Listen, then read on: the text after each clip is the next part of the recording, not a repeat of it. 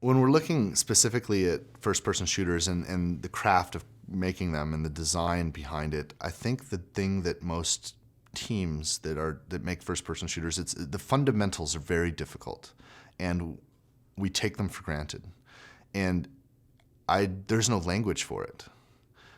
Things like the momentum of movement when you're strafing left to right or moving, just the way you slide around the environment and the way that momentum works.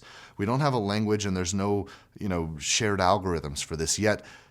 There's something consistent and common about the shooters that feel great on just that axis and the ones that don't work, the ones that don't feel right. And that's just one axis. There's the other axis of rotating in your view, whether you're looking vertically or looking horizontally, and sometimes doing both at the same time, where you're doing a diagonal. And each axis has like different rules to it.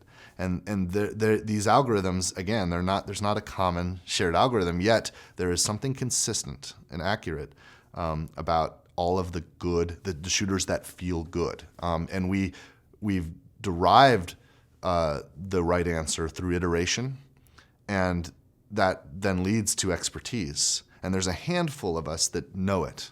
And we can't even write it down. It's really interesting. Maybe we should attempt to. I imagine we could if we attempted to, but we don't need to because of how we make games and the ways we work in teams and the ways we iterate from our own software. So those people that have gotten, and every once in a while new people discover it, and then now they have it, but then those people sometimes aren't part of a project and there's a sequel and they lose it again. And it's really interesting, and you could feel, and it's subconscious. Most people don't even realize what's wrong. They just know something isn't right, and that shooter doesn't work as well, and it tends to fail.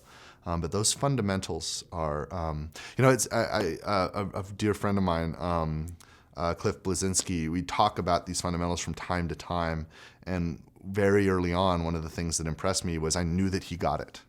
I knew that he got it. This was like before Unreal was even, the original Unreal, before they even shipped that. I knew he understood, and that.